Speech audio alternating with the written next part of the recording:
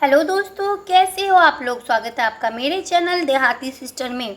आज का क्लास बहुत ही इम्पोर्टेंट होने वाला है क्योंकि आज के क्लास में हम लोग वर्ल्ड हिस्ट्री क्लास 3 यानी 2 क्लास पहले मैंने बता दिया है आप सबको, जिसमें पुनर्जागरण हम लोग पढ़े थे। आज का टॉपिक है अमेरिका स्वतंत्रता संग्राम। इस टॉपिक को हम लोग पढ़ेंगे। इसका पार्ट 1 है, ये पार्ट 2 भी आएगा, तो उसके लिए आप वेट करिएगा और प्लेलिस्ट को ज़रूर चेक करिएगा। हर सब्जेक्ट का प्लेलिस्ट आपको मिल जाएगा मेरे चैनल पे। और आप अगर मेरे चैनल पे अभी तक नए हैं, चैनल को सब्सक्राइब नहीं किया है, तो सब्सक्राइब करके बेल आइकन को प्रेस कर ले और कमेंट करके ज़रूर बताइएगा आपको कैसा ये क्लास लगा है। तो चलिए आज का क्लास हम लोग शुरू करते हैं। पहला क्वेश्चन है, अमेरिका को स्वतंत्रता कब प्राप्त हुई। तो 4 जुलाई 1776 को अमेरिका को स्वतंत्रता प्राप्त हुई थी। 1776 से यह 1783 तक चलेगा। अगला क्वेश्चन है, बोस्टन चाय पार्टी की घटना कब हुई थी। तो बोस्टन चाय पार्टी की घटना 16 दिसंबर 1773 को हुई थी। ये बहुत इंपॉर्टेंट है, इसे आप याद कर लें। ये बीपीएससी एग्ज़ाम में पूछा जाता है। इसे वर्ल्ड हिस्ट्री देखिए हर एग्ज़ाम में पूछा जाता है। तो आप कोई भी एग्ज़ाम की तैयारी कर रहे हैं ना, तो ये वाला पोर्शन आपको बहुत हेल्प करेगा उस एग्ज़ाम में। अगला क्वेश्चन है कि अमेरिकी क्रांति का कारण क्या था। मतलब अमेरिकी कोई भी क्रांति होता है तो उसका कोई ना कोई कारण रीज़न ज़रूर होता है। बिना कारण के घर में भी नहीं लड़ाई होता है। तो ये तो अमेरिका था, विश्व में ये बहुत ही स्ट्रॉन्ग देश था। उसमें ऐसा क्या हुआ था जिसके कारण अमेरिका का क्रांति हुआ था। तो देखिए इसका महत्वपूर्ण 3 पॉइंट है कि इंग्लैंड की सरकार का उपनिवेशों में बढ़ता हुआ हस्तक्षेप। अब 13 उपनिवेश थे कुल अमेरिका में जो स्थापित हुए थे, जो इंग्लैंड ने स्थापित किए थे। तो उसका हस्तक्षेप बहुत ज़्यादा बढ़ गया था, यानी टोका टाकी बहुत ज़्यादा प्रॉब्लम वो अमेरिका में कर रहे थे, जिसके कारण अमेरिका का स्वतंत्रता संग्राम चला था या अमेरिकी क्रांति हुई थी। अगला क्या कारण था कि अमेरिकी उपनिवेशों में इंग्लैंड के प्रति प्रेम का अभाव। यानी अमेरिकी उपनिवेश 13 जो उपनिवेश मैंने बताया अमेरिका में स्थापित इंग्लैंड ने किया था, तो इंग्लैंड के प्रति उनका प्रेम थोड़ा सा कम हो गया था, क्योंकि वो ना थोड़ा तानाशाह जैसे व्यवहार करते थे। तो उनका प्रेम कम होने का कारण भी था कि अमेरिका में क्रांति हुई थी। अगला रीज़न था नौ परिवहन कानूनों का सख्ती से लागू। यानी नौ परिवहन कानूनों का जब सख्ती से लागू हो गया, वो भी रीज़न था कि अमेरिका में क्रांति हुई। अगला क्वेश्चन है कि अमेरिका के प्रथम राष्ट्रपति कौन थे। तो अमेरिका के प्रथम राष्ट्रपति वाशिंगटन डीसी, ये अमेरिका के नायक भी इन्हें कहा जाता है। तो यही प्रथम राष्ट्रपति थे। अगला क्वेश्चन है, विश्व का प्रथम गणतंत्र बना कौन सा देश। तो विश्व का प्रथम गणतंत्र बना अमेरिका। जैसे कि गणतंत्र की स्थापना भी अमेरिका में हुई थी, मैंने सिविक्स वाले पोर्शन में भी पढ़ाया है। तो आप देखिए सब सब्जेक्ट को आप कनेक्ट करके पढ़ पाएंगे ना, तो बहुत फ़ायदा आपको देगा। और कनेक्ट करके ही हमें पढ़ना चाहिए ताकि आपको प्रॉब्लम ना हो। अगला है कि प्रजातंत्र जनता के द्वारा और जनता के लिए शासन। प्रजातंत्र की यह परिभाषा किसने दिया था। ये परिभाषा बहुत इम्पोर्टेंट है, ये टीआरई एग्ज़ाम में पूछा भी गया है। और टीआरई में ही नहीं, ये बहुत सारे एग्ज़ाम में पूछा जाता है।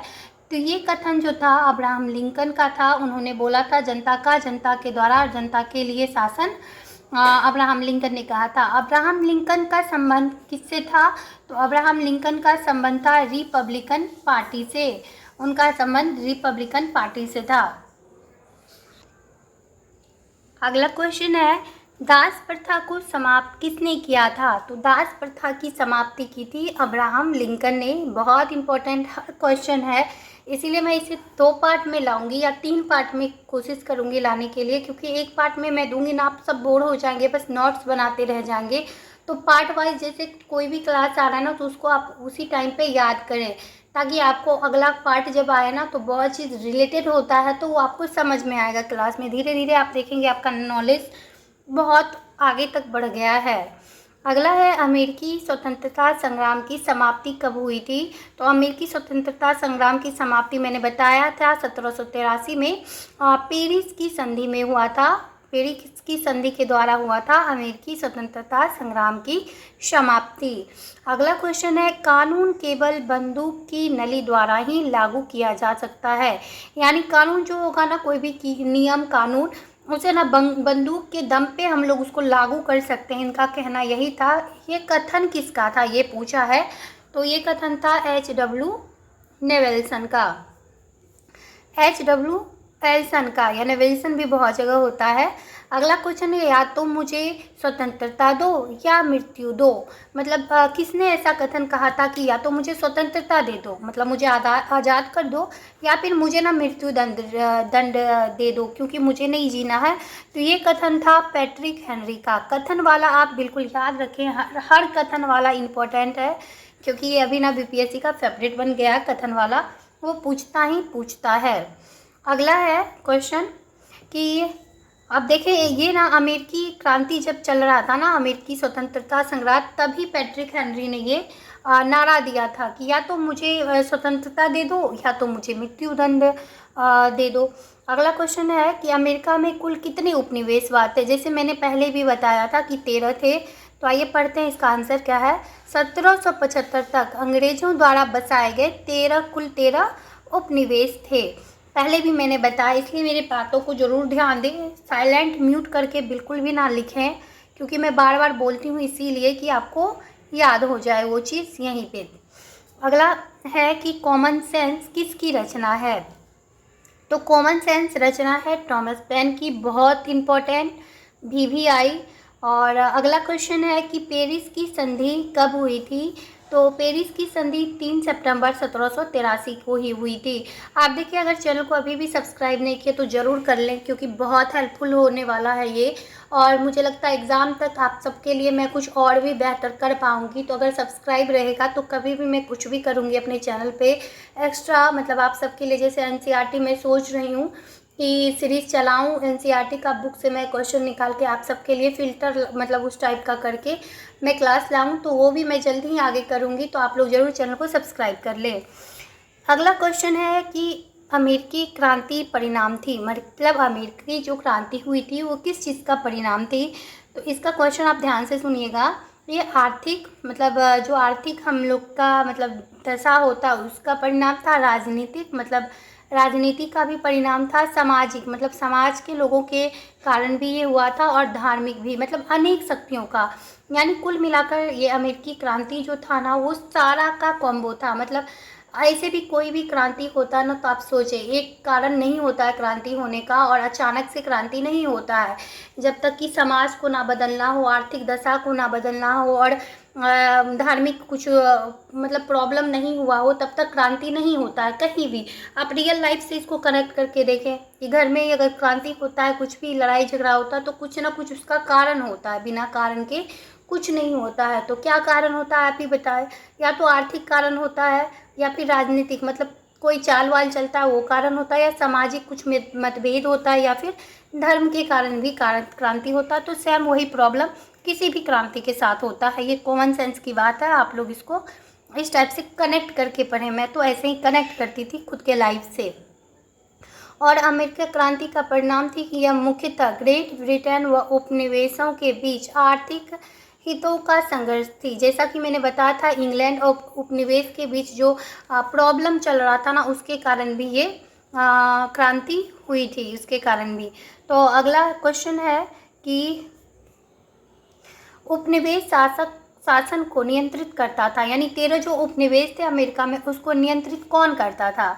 तो उसे नियंत्रित करता था गवर्नर।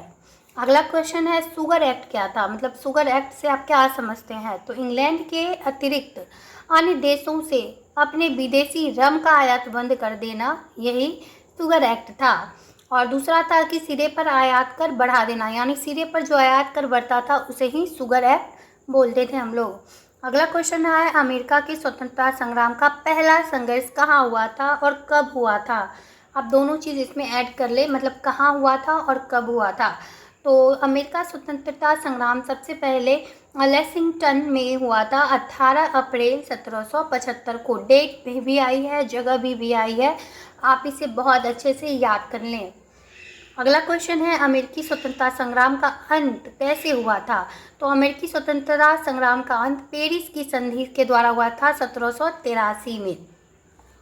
अगला क्वेश्चन है, इंग्लैंड की असफलता का कारण क्या था? तो इंग्लैंड की असफलता का कारण था कि युद्ध स्थल जो था ना वो इंग्लैंड से अधिक दूर होना।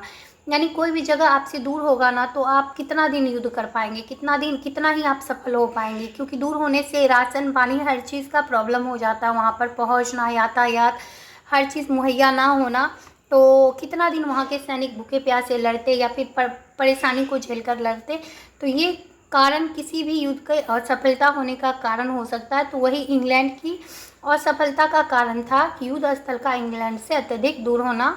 फिर जॉर्ज तृतीय का लोकप्रिय शासन, जॉर्ज तृतीय का जो लोकप्रिय शासन था ना, ये भी बहुत इंपॉर्टेंट कारण था इंग्लैंड की असफलता होने का। और उपनिवेशों की शक्तियों का इंग्लैंड द्वारा गलत अनुमान, मतलब उपनिवेश की शक्ति जो थी, 13 उपनिवेश थे, मैंने बार बार बोल रही हूँ क्योंकि 13 उपनिवेश पूछते हैं कितने उपनिवेश थे। तो उपनिवेश जो 13 थे ना, उनकी शक्ति का इंग्लैंड को अनुमान नहीं था। उन्हें लग रहा था कि ये लोग कमज़ोर हैं, लेकिन उनको जब ये आभास हुआ तब तक युद्ध अपने सीमा पे आ गया था और वो इंग्लैंड को इसी कारण से इंग्लैंड की हार भी हुई थी। अगला क्वेश्चन है, रेगुलेटिंग एक्ट कब आया था? तो रेगुलेटिंग एक्ट जो आया था 1773 में आया था। उसके बाद अगला क्वेश्चन है, टेनिस कोर्ट की शपथ संबंधित है। टेनिस कोर्ट की शपथ किससे संबंधित है? तो फ्रांसीसी क्रांति से संबंधित है। TRE 1 का पूछा हुआ क्वेश्चन है, प्रीवियस ईयर क्वेश्चन इसको आप बोल सकते हैं। तो अगला क्वेश्चन है, धर्मनिरपेक्ष राज्य की स्थापना सर्वप्रथम कहाँ हुई थी? तो धर्मनिरपेक्ष राज्य की स्थापना सर्वप्रथम अमेरिका में हुई थी। अगला क्वेश्चन है, अमेरिकी क्रांति की सबसे बड़ी देन कौन सी है? तो अमेरिकी क्रांति की सबसे बड़ी देन है गणतंत्र की स्थापना। तो आज का क्लास में यही छोटा क्लास मैंने किया है, कल इससे डबल नहीं ट्रिपल क्लास होगा। मैंने थोड़ा कम लिखा तो चूँकि मैं आज थोड़ा लिख नहीं पाई, मैं थोड़ा बाहर चली गई थी।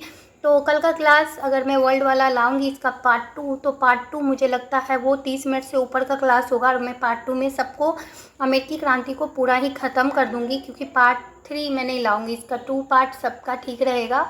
तो आज थोड़ा कम है, आप इसको याद कर लें। इतना भी एक दिन में याद नहीं हो पाएगा, अगर 2-3 क्लास मेरा आता है तो उसको आप कवर करें। और प्लेलिस्ट को ज़रूर चेक करें, प्लेलिस्ट में हर चीज़ आपको मिल जाएगा। और चैनल पे अभी भी मैं बोल रही हूँ नए हैं तो चैनल को सब्सक्राइब कर ले, बेल आइकन को ज़रूर प्रेस कर लें ताकि कुछ भी मैं नया डालूँ अपने चैनल पे आप तक पहुँच सके। Thank you so much video में बने रहने के लिए।